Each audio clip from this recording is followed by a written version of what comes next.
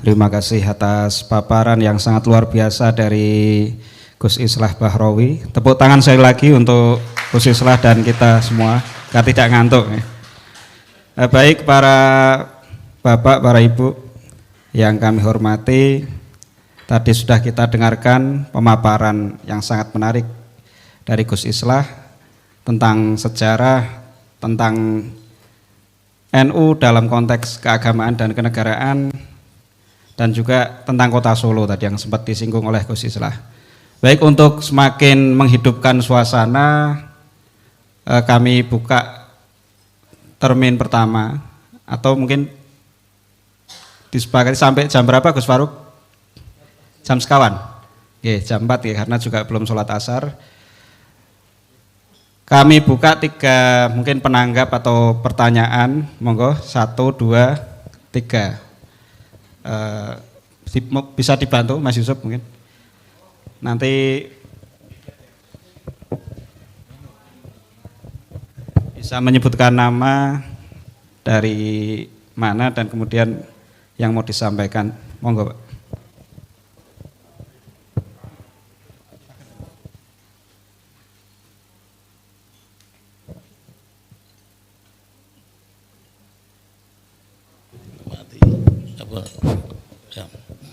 Assalamualaikum warahmatullahi wabarakatuh.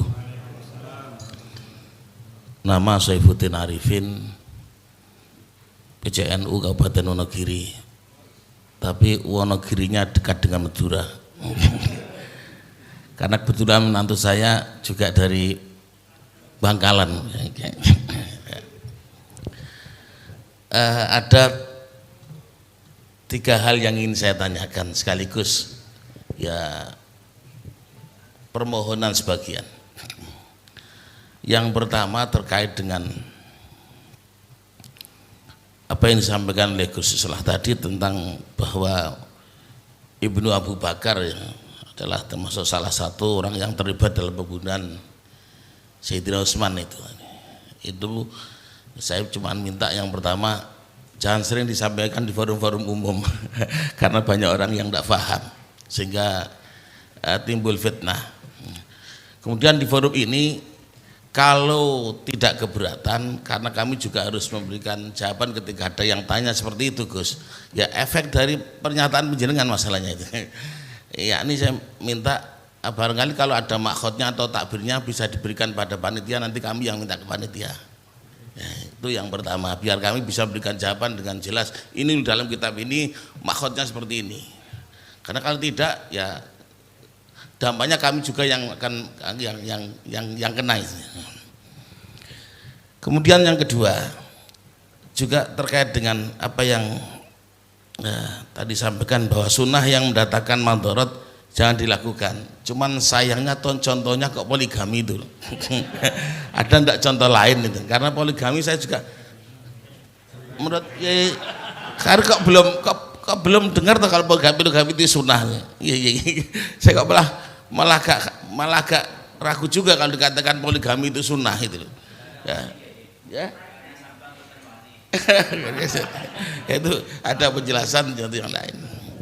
Ya itu. Yang kemudian yang ketiga ini yang mungkin sedikit agak serius.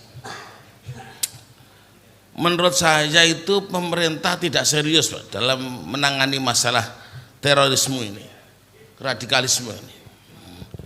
Kenapa? Karena yang pertama diskusi kebangsaan ini selalu diadakan dengan forumnya orang-orang NU.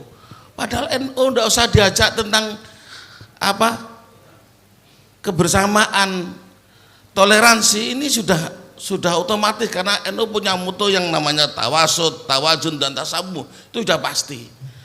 Jadi sering kalau ada diskusi kebangsaan mesti pesertanya orang-orang NU. Kenapa tidak sekali ngundang yang dari ya ideologi internasional itu yang itu yang benar. Kemudian yang kedua perlu saya sampaikan, barangkali nanti Gus Islah bisa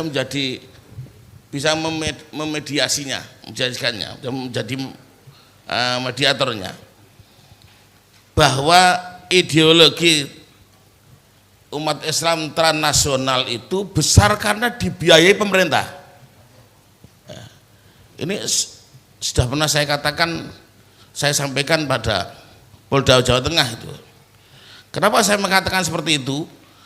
Sekarang ini pondok-pondok pesantren, terutama yang salaf, yang tidak mengadakan pendidikan formal, Pak, yang dari pondok-pondoknya orang NU, sing betul-betul pondok salaf murni, itu nyaris tidak bisa menerima bantuan apapun, karena bantuan dari pemerintah yang lewat Kementerian Agama semua berbasis IT, dan itu yang menguasai mereka, pondok-pondok pesantren yang non NU lah, saya tidak katakan siapa non NU, karena terus terang mereka yang lebih mahir daripada kita. Loh, kalau kiai-kiai NU, kiai sepuh itu jangankan tentang IT, HP ini aku mboten ngerti kok. Ya termasuk nanti kiai sepuh termasuk disukani santri, sukani HP kali santri ini. Yai niki wonten awal-awal wonten HP niku. Yai niki wonten HP, yai sebatas sakit komunikasi. Ya jajal uripno, duripke delalah mboten wonten sinyale. Terus matur santri, kiai mboten sakit buku mboten wonten sinyale. Kiai ini jawab, "Kenapa tuku HP kok ora sak sinyale?" Lho kiai ini saking mboten ngerti ini niku. Ketika HP itu tidak bisa nyala, santri kodong niki mboten wonten sinyal Pak Yai. Kiai ini jawab, "Lho ngapa tuku HP kok ora sisan sak sinyale?" Saking nggak ngerti ini, lo kok ngurusi, jelas tidak mungkin bisa. Lah itu nyata, Pak. Karena kebetulan saya juga ikut di FKPP, Pak. Itu yang sering dapat bantuan. Itu ya teman pondok pesantren yang jujur, yang tahu tentang IT, dan memang mereka lebih menguasai daripada kita. Pelajarannya yang mengkuwi, kono kan orang melangki kitab kuning. Dan yang lebih lagi, Pak, pondok pesantren khususnya dalam bidang pondok tahfidz ada bantuan BOS, Pak, tapi untuk pondok pesantren yang tahfidzul Quran. Dan ini yang bisa mendapatkan adalah pondok-pondok pesantren yang siswanya memang menghafal Quran dan tidak menyelenggarakan pendidikan formal, yang justru dia hanya mengadakan pendidikan paket Fajar Dikdas, itu yang dapat bantuan, Pak. Ya saya kira di tempat lain selama negeri juga sama. Oleh karena itu, nah ini bagaimana kalau sering dikatakan di mana-mana supaya kita anti teroris, tapi nyatanya justru pondok-pondok pesantren yang dikelola oleh mereka itu perkembangannya cepat karena memang dibiayai dari pemerintah. Saya kira itu barangkali yang terakhir itu sangat saya tunggu jawabannya dan realisasinya, supaya tidak hanya pondok-pondok tertentu yang dapat bantuan, tapi bisa terutama pondok-pondok sepuh sing wis pondok cilik melarat sak kiai ini ya itu bantuan. Matur nuwun ngapunten. Assalamualaikum warahmatullahi wabarakatuh. Waalaikumsalam warahmatullahi wabarakatuh. Pak Saifuddin, langsung mau nih Gus Islah. Ya, langsung dulu. Saya kadang-kadang lupa mau jawab apa. Pertanyaannya lupa. Jadi mohon maaf Kiai, jadi satu-satu mungkin memang banyak sekali pertanyaan seperti itu. Kenapa sih kok orang-orang seperti NU aja yang diberikan materi seperti ini, kok enggak ke orang-orang yang merah lah gitu. Orang yang merah kita garap juga, Pak Kiai. Tapi kalau orang yang merah ini di sini ini laras panjang dua-duanya. Pasti saya pernah dikejar pisau di sekitar Bima. Jadi di daerah-daerah itu memang memerlukan treatment khusus. Tapi persoalannya, mengapa kita harus menyasar orang-orang Nahdien yang memang udah jelas-jelas cinta negara ini? Karena kita harus membuat toliah, Kiai. Toliah itu adalah kesatuan elit, kelompok-kelompok yang harus menyuarakan ini kepada kalangan Nahdien lain atau non-Nahdien atau kelompok Nahdien kultural. Kalau enggak, kita enggak punya benteng. Mohon maaf, saya bukannya ingin gibah organisasi lain. Ada salah satu organisasi di Indonesia yang betul-betul sudah terbelah dan terjajah oleh ajaran-ajaran ideologi transnasional, terutama Wahabi, Sehingga tangkapan teroris yang ditangkap oleh Densus banyak dari organisasi ini. Kita tidak mau NU juga mengalami hal yang sama. Satu, ada tangkapan teroris di Darmasraya di Sumatera Barat. Dia mantan pengurus PCNU. Yang terpapar ajaran ini, lalu dia menjadi takfir, lalu dia bergabung dengan kelompok teror dan ditangkap 4 bulan yang lalu. Sedih saya. Sebelumnya hanya organisasi ini yang kadang-kadang terpapar lalu dia ikut. Tapi ada satu orang NU yang ikut ajaran ini. Ini sudah bahaya. Karena apa? Karena kalau di Densus sendiri, di Densus 88 sendiri, karena kebetulan saya melekat dengan Densus untuk memberikan pencegahan ekstrim terhadap masyarakat. Saya ini penyuluh lah kurang lebih seperti itu. Saya menganggap bahwa satu-satunya patron yang paling utama di negara ini hanya Nahdlatul Ulama. Kalau Nahdlatul Ulama ini kemudian keropos, rapuh, berhasil digerus oleh mereka, selesai kita. Kami di sini bukan sebenarnya ingin memberikan materi kepada para kiai, para bapak, para ibu sekalian di sini, bukan. Kita minta apa yang disuarakan ini aklamasi secara bersama-sama, lalu kemudian disuarakan kepada Nahdien yang lain. Kita menjadi toliah karena mereka juga bergeraknya sama. Mereka membentuk kelompok-kelompok kecil yang kemudian dikerahkan ke tengah masyarakat, nyamar-nyamar jadi guru ngaji, jadi imam masjid, jadi pengurus masjid, jadi anggota takmir, sebagainya.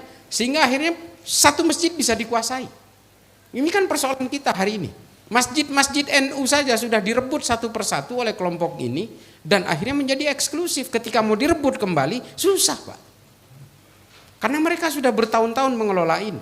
Kalau kita mau berbicara tentang kelompok radikal, ini saya satukan jawabannya Pak Kiai dari semua poin tadi. Kita ini betul-betul menjalani suatu hal yang sangat tragis dalam dunia politik kita ketika masa pemerintahan Pak SBY selama 10 tahun. Ini harus kita akui. Semua keran-keran kelompok radikal dibiarkan mengalir ke negara kita karena prinsip Pak SBY yang everybody happy, zero enemy ini kemudian menyuburkan mereka semua. HTI itu deklarasinya di Gelora Bung Karno, menteri-menterinya hadir tahun 2007 pada masa Pak SBY. Kelompok Wahabi Salafi kemudian membentuk enklav-enklav dan firqoh-firqoh. HTI bergerak di kampus-kampus dengan leluasa. Karena semua ingin dijadikan mesin politik oleh Pak SBY. Saya harus jujur ini. Saya bukan berarti pro Jokowi, pro mana, enggak. Ini fakta yang ada di negara kita. Semua direkrut semua, dijadikan mesin-mesin politik. Coba. Habib Rizik ditangkap supaya FPI-nya dikuasai dan betul akhirnya dikuasai. Semua dijadikan mainan-mainan politik, political toys.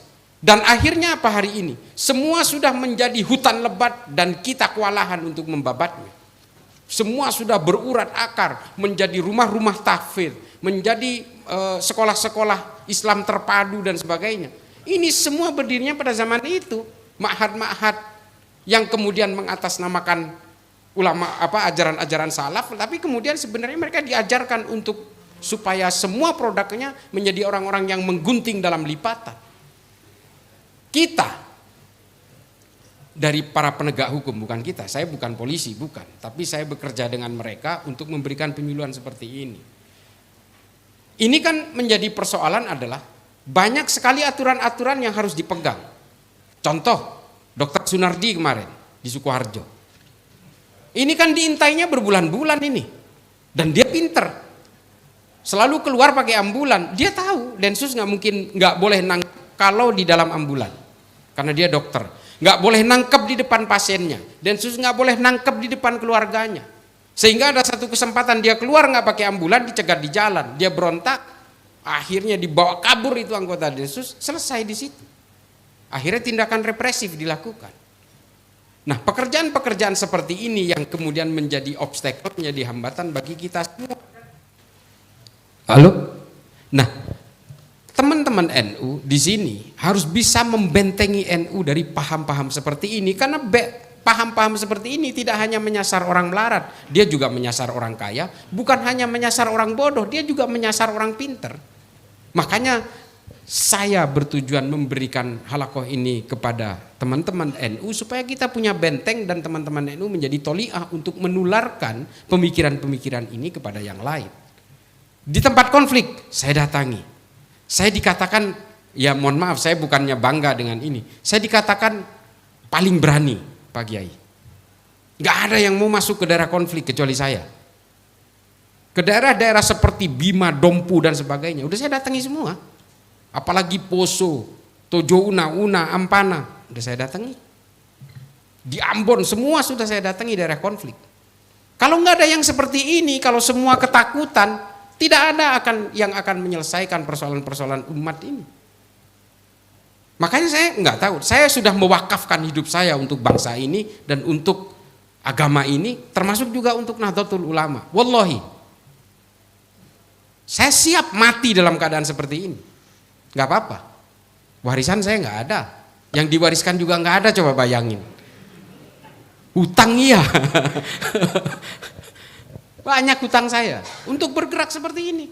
Saya bukan curhat, bukan, enggak. Cuma maksudnya kan ada tudingan saya cari duit dari sini, enggak ada, wallahi enggak ada. Tapi saya ingin betul-betul menyelamatkan supaya Nahdlatul Ulama ini tetap menjadi panji utama di sini. Karena kita percaya Nahdlatul Ulama sebagai patron untuk dijadikan sebagai toliah bagi berbagai gerakan-gerakan kebangsaan yang berbasis Bhinneka Tunggal Ika, Pancasila dan sebagainya ini. Kalau organisasi lain, alhamdulillah sekarang teman-teman di Muhammadiyah sudah sepakat sami'na wa ta'na, sudah mengakui bahwa oke, Pancasila kita perjuangkan supaya jangan sampai tumbang. Ini Muhammadiyah sudah oke, tapi sayangnya memang Muhammadiyah di tataran akar rumput masih banyak yang tergerus sehingga mudah terpengaruh oleh ajaran-ajaran ini.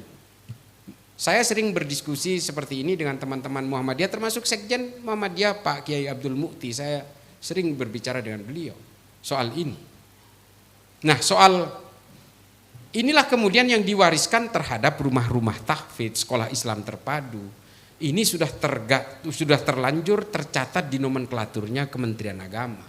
Apa yang dilakukan oleh Kementerian Agama hari ini adalah berupaya untuk memasukkan kurikulum moderasi kebangsaan ke dalam ma'had itu. Kalau menolak, dibekukan izin ma'hadnya. Saya juga ya alhamdulillah ya dekatlah dengan Gusmen.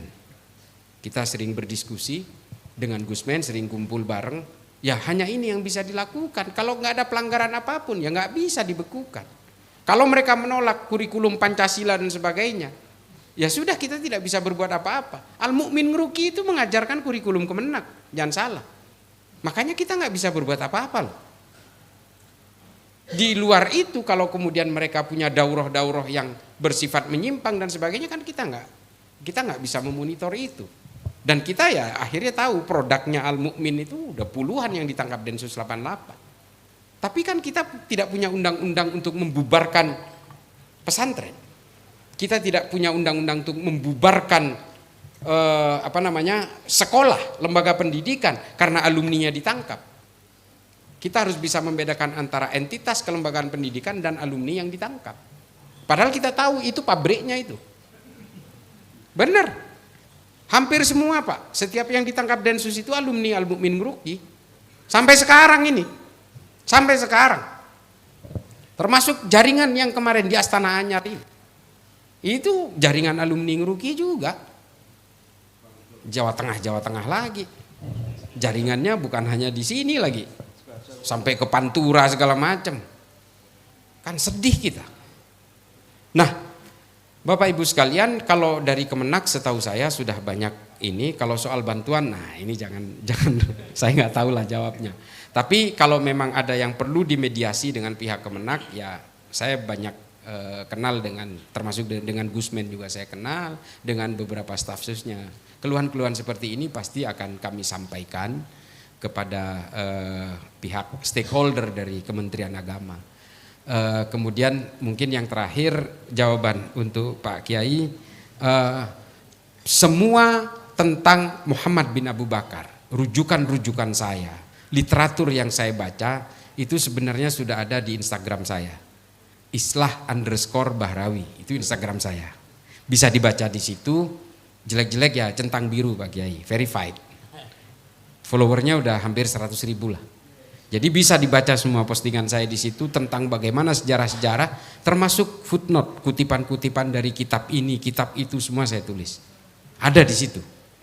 Termasuk screenshot dari Tarihul Hulafa tentang Muhammad bin Abu Bakar juga sudah saya posting di situ. Bisa dilihat, dan saya pertanggungjawabkan semua literatur itu karena saya sudah baca. Demikian Pak Kiai, mohon maaf kurang lebihnya. Silakan. Langsung penanya berikutnya, Pak Ye Royali. Bentar, Pak. Ya. Assalamualaikum warahmatullahi wabarakatuh. Kenalkan, nama saya Royali Rodi MD, Madura juga. Ternyata Gus Islah ini masih bolo, kibel dari Nabi Adam. Swasta atau negeri, Pak? Dan sangat menarik sekali diskusi kebangsaan pada siang menjelang sore ini. Memang betul Solo ini adalah kota kecil, tapi menempati panggung yang besar. Sumbu pendeknya ada di Solo. Nah, yang saya sampaikan di sini saya tanyakan, kenapa Solo ini kok banyak menumbuhkan benih-benih teroris? Ada apa? Dikit-dikit Solo Raya, Sukoharjo, apakah tidak karena tidak sama dengan Madura? Kalau Madura kan nggak ada, ya. Karena takut dengan celuritnya atau gimana kan itu ya?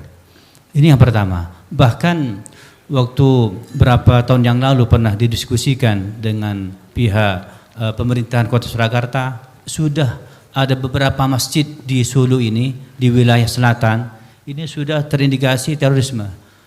Tapi kenapa kok dibiarkan? Kok tidak dibina? Seperti yang disampaikan oleh Kiai tadi. Ini yang pertama. Kemudian yang kedua yang saya tanyakan terkait dengan radikalisme. Ini rata-rata sebagaimana yang saya sering dengarkan, lihat YouTube-nya dari Gus Islah, ini memang berangkat dari pemahaman Wahabi dan Salafi.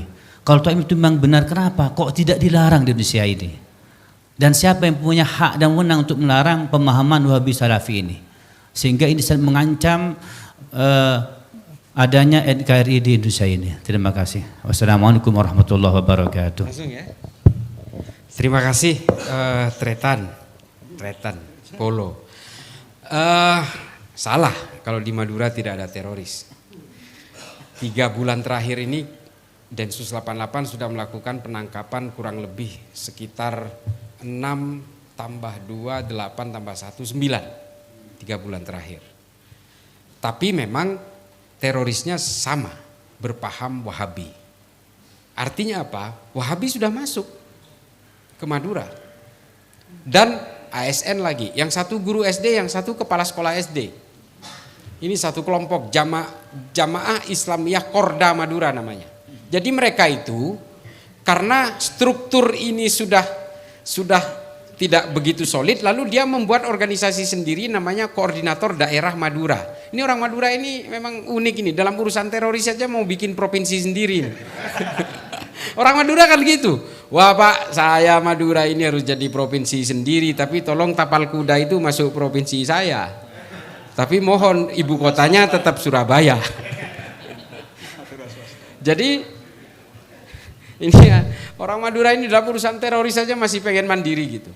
Padahal kalau kata Pak Profesor Mahfud MD, ini orang Madura ini kadang-kadang ngada-ngada mau jadi provinsi, sawi aja masih impor dari Jawa. Jadi sudah ada masuk. Bahkan pesantren kakek saya, nah ini kan saya udah ceritakan nih, di Pakong itu udah jadi Wahabi. Orang Pakong itu yang tidak berfaham sama dengan kakek saya ini sekarang dijahiliyahkan. Jadi Aswaja itu disingkat aliran sesat warisan jahiliyah, coba. Ini loh, di Madura ini pesantren kakek saya ini An-Nawawiyah ini udah hampir mungkin udah 1 abad mengusung Ahlussunnah wal Jamaah, tapi sekarang dibelokkan karena kakek saya ini terpapar ajaran ini ketika di IAIN di Surabaya.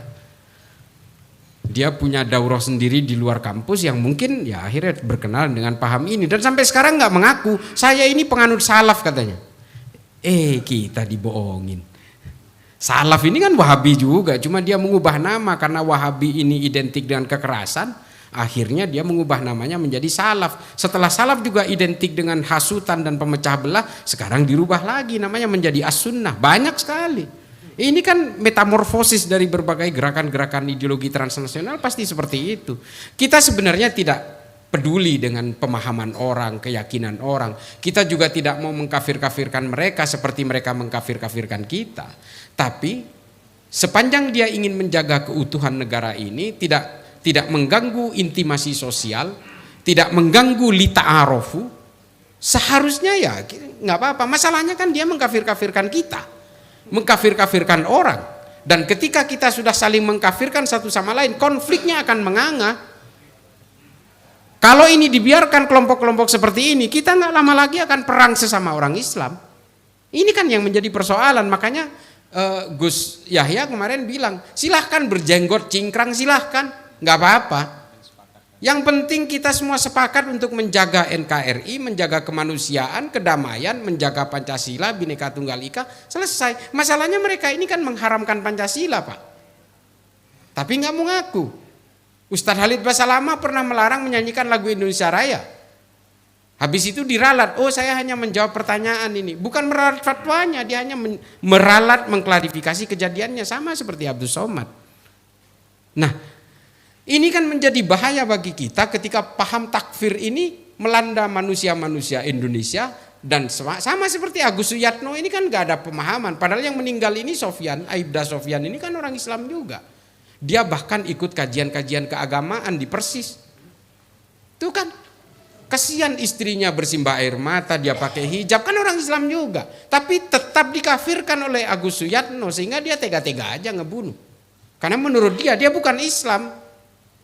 Ini loh pemahaman-pemahaman takfir, hakimiyah takfiriyah ini yang terpengaruh oleh ajaran-ajaran Wahabi garis keras seperti Ma'lim fil Thoriq apa. Ini kan semua idarat at-tawahhus yang saya bawakan tadi. Nah, apakah kita nggak serius menangani teroris? Serius. Percayalah, kita serius menangani teroris. Menangani teroris kita serius sekali. Cuma masalahnya kita punya undang-undang itu masih sebatas preventive strike. Preventive strike ini adalah undang-undang yang masih mengacu kepada pencegahan. Tidak seperti Singapura, Amerika yang punya Homeland Security Act, Singapura punya Internal Security Act, sehingga Abdul Somad mau masuk Singapura pun udah bisa ditolak. Kita nggak bisa seperti itu. Bapak Ibu sekalian, kita ini adalah penganut negara demokrasi pertama di dunia. Tolong dicatat. Indonesia adalah penganut sistem demokrasi paling utuh pertama kali di dunia. Amerika yang sudah menganut sistem demokrasi selama 2 abad itu belakangan setelah kita. Pada pemilu pertama tahun 1955 yang melakukan one man one vote, satu manusia satu suara itu pertama kali di dunia adalah Indonesia. Amerika belum. Orang-orang hitam African American yang tinggal di Mississippi, di daerah South Dakota dan segala itu belum bisa nyoblos Pak tahun itu. Tahun 71 baru tahun 69 baru orang Amerika itu memperbolehkan orang-orang berkulit hitam itu nyoblos dalam pemilu. Setelah kita tahun 55 sudah one man one vote, siapapun harus nyoblos dan boleh nyoblos. Makanya PKI menang Pak tahun itu. Mengapa? Karena PKI menjanjikan land reform tadi, jadi orang banyak terpengaruh. Karena pada masa kompeni Belanda tanah-tanah rakyat itu dirampas dan diberikan kepada kaum ningrat, kaum borjuis. PKI membawa ini akhirnya laku di masyarakat. Masyarakat nggak tahu PKI-nya, dia cuma hanya dengar janjinya. Akhirnya dicobloslah PKI. Menang, tapi pemilu berikutnya kalah. Nah, ini adalah dunia demokrasi kita hari ini. Makanya kita nggak bisa melarang ajaran-ajaran ini. Kita baru bisa sebatas melarang material. HTI organisasinya dilarang, tapi ajarannya nggak bisa dibendung, nggak bisa dilarang. Karena kita ini menganut paham demokrasi yang memperbolehkan kita untuk mengeluarkan pemikiran-pemikiran dan menyiarkan pemikiran itu.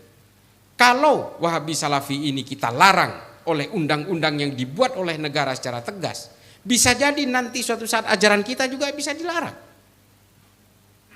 Ini kita harus memahami dunia demokrasi modern hari ini. Karena ya inilah akhirnya apa yang dilakukan. Ya kita harus memperkuat pola pikir masyarakat secara rasional bahwa paham-paham takfir seperti yang dibawakan oleh Wahabi ini memang harus ditolak. Dimulai dari keluarga terkecil, dari kita, dari anak kita, istri kita, lalu kemudian tetangga, kelompok pengajian, teman nongkrong, teman ngopi, dan seterusnya dan seterusnya. Ini adalah gerakan-gerakan kolektif yang diinisiasi oleh para ulama terdahulu juga. Ibnu Khaldun dalam Al-Muqaddimah juga mengetengahkan cara kerja dari suatu negara. Supaya semua rakyat bisa bersepakat, memang harus dimulai dari satu entitas terkecil, yaitu individu seperti kita. Ini semua ada dasarnya.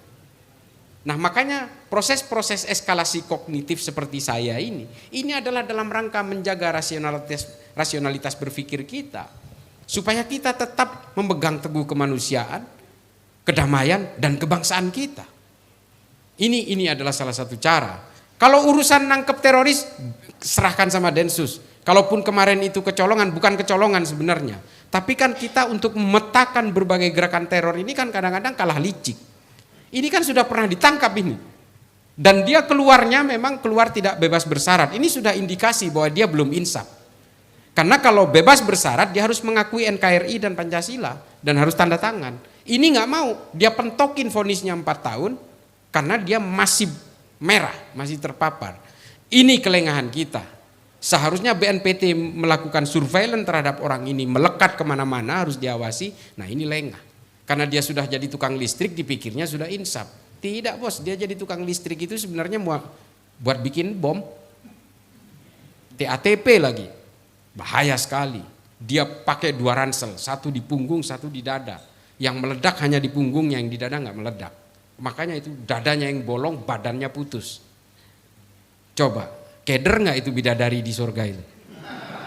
Ini mohon maaf, kelaminnya udah nggak ada. Bercanda. Jadi kalau untuk urusan rebut-rebutan masjid dan juga berupaya untuk memberikan pemikiran-pemikiran moderasi beragama di pesantren, alhamdulillah saya dan teman-teman saya dari Jakarta banyak bergerak di tataran ini. Termasuk ada teman saya namanya Gus Najih Ar-Ramadhani, dia punya pesantren di Lumpur di Brebes, dia alumni Syuriah, dia muridnya dari Syekh Adnan Al-Afyuni yang dibom oleh kelompok Jabatun Nusra di Suriah, sekarang kerja sama kita, bergerak kemana-mana untuk berusaha merebut DKM masjid yang dikuasai oleh kelompok-kelompok Wahabi. Dan juga berusaha menginfuse gerakan-gerakan di pesantren supaya pesantren kita tidak offset, tidak salah langkah, dan akhirnya mengeluarkan produk-produk ini. Dan satu hal, data yang paling terakhir, kita selalu bergerak bersama Densus, kenapa? Kita perlu datanya.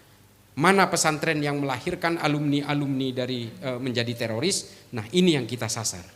Kita bergerak sesuai dengan temuan-temuan Densus di lapangan. Ini yang jadi pedoman kita. Makanya saya nempelnya ke Densus, Pak. Saya perlu datanya aja.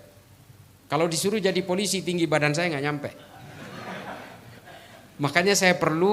Makanya kita bergeraknya adalah ketika ada satu pesantren misalnya yang ditangkap, ada alumni yang ditangkap dari pesantren itu, kita kemudian berusaha menggunakan teknik makan bubur.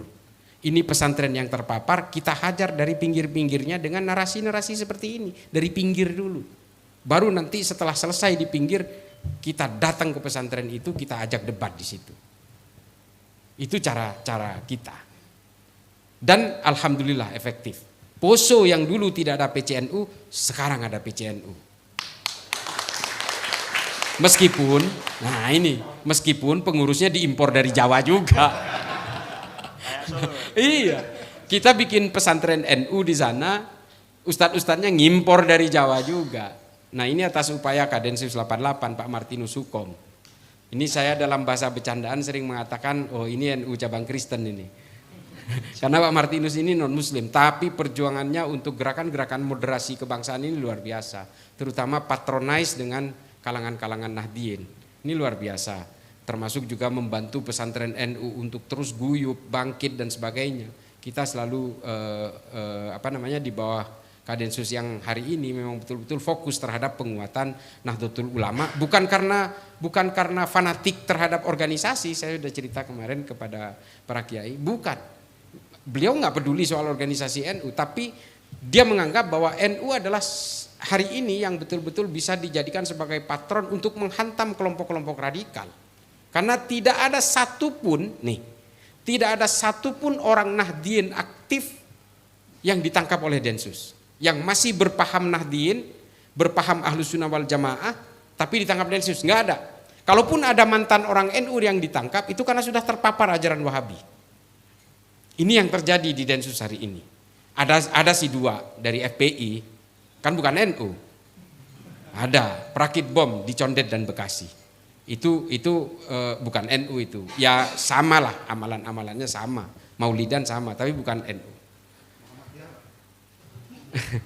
Bukan, ini FPI. Tapi kalau yang dari Muhammadiyah ada sih beberapa yang ditangkap Densus setahu saya.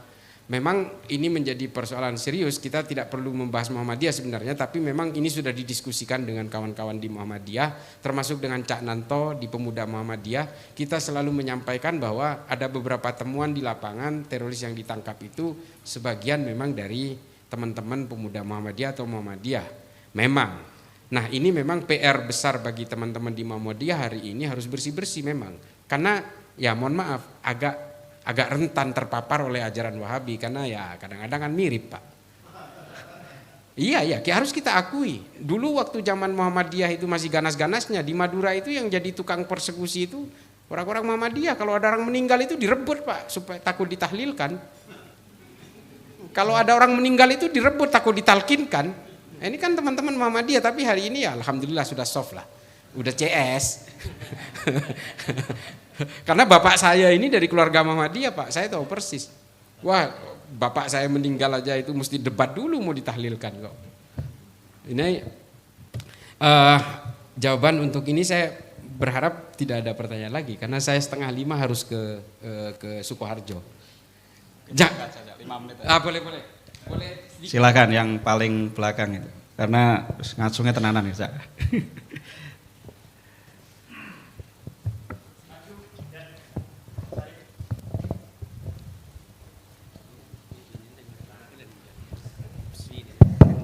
Bismillahirrahmanirrahim. Assalamualaikum warahmatullahi wabarakatuh.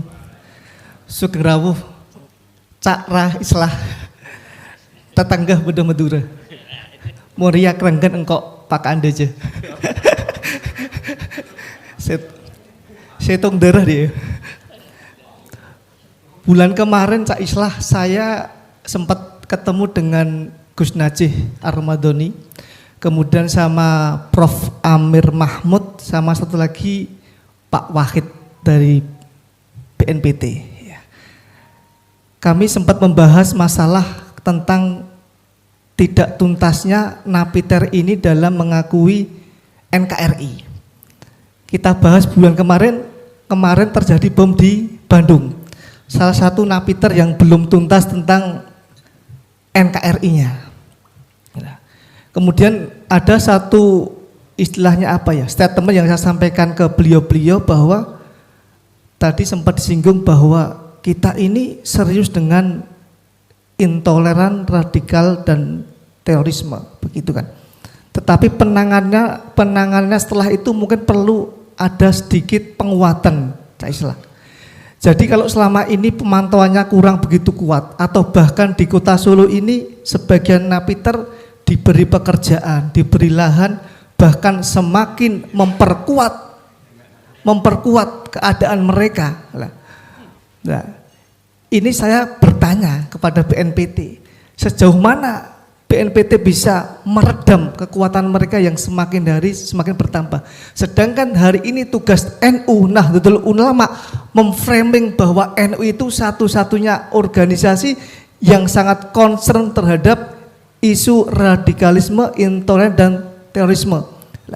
Ini kemudian Pak Nur Wahid juga nanti kita bahas lah, nunggu Cak Islah dulu bilang gitulah. Maka ini kesempatan saya sampaikan kepada Cak Islah, monggo bagaimana, apakah tuntas PR kita tentang napiter-napiter yang belum istilahnya secara de jure atau de facto menyatakan NKRI harga mati. Matur sekelangkong. Thank you daripada. Sebenarnya kan kita tidak bisa mengukur hatinya orang, kedalaman orang. Apakah orang ini sudah insaf betul apa tidak? Karena yang jelas begini, setiap napi teroris itu mau bebas, terutama yang bebas bersyarat, dia harus berikrar dan juga cabut baiat. Nah, apa yang dilakukan? Saya sebelum ke sini kemarin mencabut baiat kurang lebih sekitar 370 anggota NII di Tangerang Selatan. Di Tangerang Selatan, di auditorium Wali Kota Tangerang Selatan. Dan kita kan hanya melihat secara visual. Hanya melihat mereka menandatangani akta cabut baiat, mereka mengatakan cabut baiat dan bersumpah atas nama Allah, Rasul dan orang tuanya, dia mencabut baiat itu, ya kita percaya. Nah, kalau soal hati kan kita tidak bisa untuk mengatakan ini bohong, nggak bisa. Yang dilakukan adalah kemudian berusaha melakukan pengintaian dan berusaha memetakan mereka ada di mana, tinggalnya di mana, lalu kita mengawasi itu. Jangan-jangan mereka hanya bertakiyah gitu. Meskipun bukan Syiah ya, bertakiyah juga, malah kelompok ini jauh lebih getol bertakiyahnya. Nah, hanya itu yang kita bisa jadikan ukuran. Umar Patek kemarin bebas bersyarat. Artinya apa? Selama masa pembebasan bersyarat dia di bawah pengawasan Bapas. Bapas itu di bawah Dirjen PAS ya, Dirjen Pemasyarakatan. Artinya dia berhak untuk mengawasi. Kalau dia ternyata melakukan pelanggaran pidana lagi, maka dia harus dimasukkan kembali ke penjara. Sama seperti Bahar Smith, ketika dia melakukan pelanggaran bebas bersyarat, maka dia harus diangkut lagi. Nah, tapi bagi napi teroris untuk bebas bersyarat ini harus ada akta perjanjian mengakui NKRI dan Pancasila. Nah, hanya itu ukuran kita. Nah, yang kemarin ini sebenarnya, ini mohon maaf, ini mudah-mudahan Pak Nur Wahid nggak nonton, nanti saya bisa dijewer ini. Karena Pak Nur Wahid ini dari BNPT, Brigjen Ahmad Nur Wahid. Nah, ini menurut saya ada satu, saya tidak membahasakan ini kecolongan atau keteledoran dari BNPT, tapi saya menganggap kinerja deradikalisasi dari BNPT kurang maksimal. Karena seharusnya orang seperti ini harusnya well defined, terpetakan dengan jelas. Karena dia bebas tidak bersyarat, artinya apa? Dia tidak mau berikrar terhadap NKRI dan Pancasila. Seharusnya ini diawasi betul. Dan ketika dia itu tidak diawasi, dia kembali lagi kepada anggota jaringan Jamaah Ansarud Daulah Bandung. Dia sempat pulang ke Solo, lalu dia balik lagi, dia mencari kontrakan dan sebagainya. Lalu dia membuat amaliyah, membuat bom sendiri, karena ini adalah bom maker. Salah satu keahlian dari Agus Suyatno ini adalah bom signature-nya, istilahnya itu membuat bom dari berbahan dasar TATP, dari panci, dan juga menggunakan pemantik lampu bohlam center. Ini bom signature-nya, salah satu tipikalnya. Dan dia ya berhasil. Nah, hal-hal seperti ini kan kalau mau dibilang kecolongan ya bukan hanya BNPT, Densus juga di sini ada keteledoran dari Densus juga. Dan yang paling fatal adalah kesalahan terbesar itu menurut saya ada di dalam lingkar pengadilan kita. Di dalam justice system kita. Ini kesalahan. Sudah tahu dia ini otak utama pembuat bom dalam kasus Cicendo tahun 2017, tapi dia hanya divonis 4 tahun. Ini kan fatal ini. Mau jaksanya salah ya salah, mau hakimnya salah ya hakimnya dodol waktu itu. Orang sepenting ini dengan tuntutan hukuman 15 tahun maksimal, ternyata dia hanya dihukum 4 tahun. Sehingga apa? BNPT maupun Densus tidak berhasil menyadarkan dia dalam waktu 4 tahun adanya di Nusa Kambangan lagi. Nusa Kambangan ini di dalam maksimum security, super maximum security di Pasir Putih. Ini kan sulit dimasuki. Sehingga Densus dan BNPT juga tidak bisa melakukan proses deradikalisasi. Ini kesalahan paling awal ada di vonis. Seharusnya vonisnya ini harusnya 10 tahun. Bikin lama di penjara supaya kita bisa membuka ruang-ruang otaknya selama mungkin. Sampai dia sadar. 4 tahun bos, dia masih ngelegep gini udah keluar. Akhirnya ya itu jadi pelaku bom bunuh diri lagi. Jadi kalau kita mau berbicara tentang terorisme hari ini, kita tidak bisa menyalahkan 1-2 pihak. Jaksa juga, ini Farid Ogbah ini ideolog, Zainun Najah ideolog, Anung Alhamad ideolog, tuntutannya hanya 3 tahun. Coba bayangin, Farid Ogbah ini sedang pengadilan nih, sedang disidang, tuntutannya 3 tahun. Padahal dia itu ideolog, dia bisa mencetak berbagai orang-orang radikal setelah ini. Mungkin setelah putusan dia bebas dari penjara. Kalau putusannya 1,5 tahun ya udah langsung keluar dia, bebas bersyarat. Nah ini yang kayak gini ini kan keteledoran kita semua, jaksa, hakim semua ini kan apalagi yang berwenang di situ. Pak, teroris itu bukan hanya berbasis Islam. Densus itu pernah nangkep salah satu orang yang berbasis kiri dari aliran anarko-sindikalisme. Dia pernah membakar pos polisi di Jati Asih. Ini sudah masuk undang-undang teror. Namanya John Sondang. Bukan orang Islam. Apa kemudian setelah oleh Densus disetorkan kepada kejaksaan? Ditolak, ini dianggap bukan teror. Coba kurang apa? Ini kan sekaligus untuk membuktikan seharusnya bahwa teror itu bukan hanya domain orang Islam. Orang non-Islam pun bisa menjadi pelaku teror. Tapi kejaksaan menolak bahwa ini pelaku teror. Karena pelaku teror harus berbasis jaringan. Loh, teror itu nggak harus orang ada di jaringan. Kalau dia mau meledakkan Polres, bisa aja dia berangkat sendiri. Nah, ini kejaksaan teledornya di sini. Ini yang kadang-kadang saya sudah laporkan ke berbagai pihak termasuk ke Pak Mahfud MD selaku Menko Polhukam bahwa kan seperti ini tidak boleh didiamkan. Semua ini tidak berdiri di ruang hampa, saling terkait. Saya kira begitu ya. Nanti kalau soal ini ya kita bisa diskusi lagi lah. Jadi mudah-mudahan kita semua diijabah semua niat baik kita. Kalaupun ada kebenaran datangnya dari Allah, kalaupun ada kesalahan pasti dari saya yang fakir ilmu ini. Insya Allah kita akan ketemu dalam halakoh yang lebih besar lagi. Kami udah diskusi, nanti kita adakan lintas agama, internal PCNU Solo dan eksternal Solo Raya. Kalau perlu PCNU seluruh Indonesia undang. Mudah-mudahan nanti nggak apa-apa saya gadaikan sawah saya di Madura lah. Terima kasih. Wallahul muwaffiq ila aqwamit thoriq. Wassalamualaikum warahmatullahi taala wabarakatuh. Terima kasih kepada Gus Islah yang telah memaparkan materi yakni NU di tengah derasnya ideologi transnasional dan peradaban manusia. Dan pada akhirnya waktu jua yang kemudian memisahkan pertemuan kita pada sore hari ini.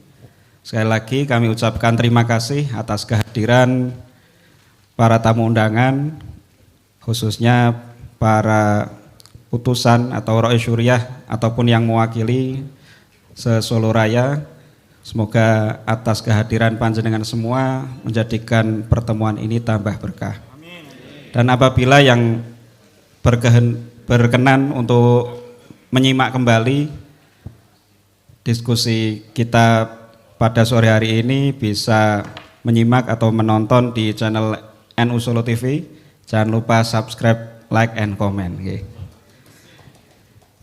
Dan tadi saya sampaikan di awal tadi, mungkin yang hadir di akhir belum tahu bahwa kita saat ini berada di tempat yang sama pada saat atau lokasi Muktamar NU tahun 1962 ya, di mana waktu itu panitianya adalah ya dari Solo Raya juga. Dan ini kita semacam napak tilas. Maka nanti ketika sebelum jenengan kontur mungkin jenengan foto-foto dulu juga boleh, napak tilas kasih caption napak tilas Muktamar NU tahun 1962 begitu nggih.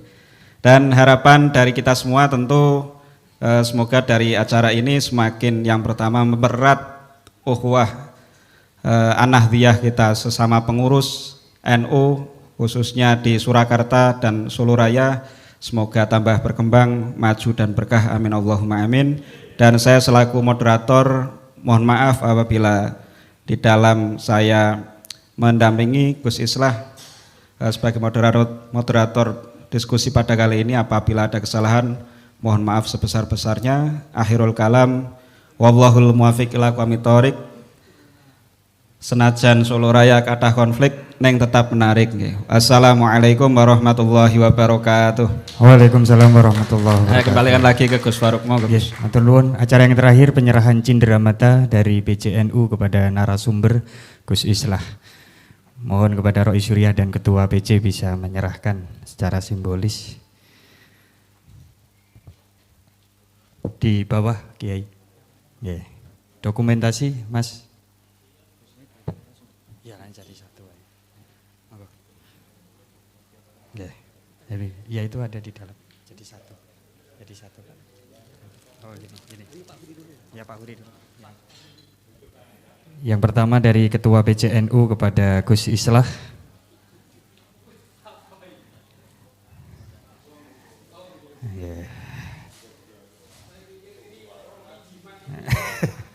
Iya.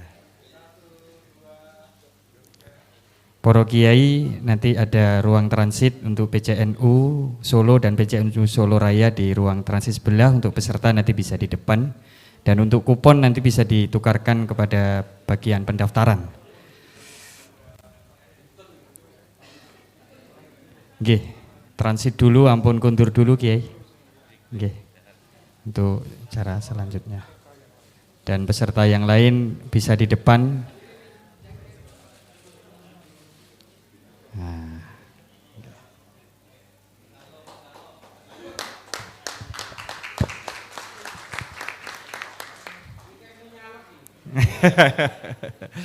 Ya.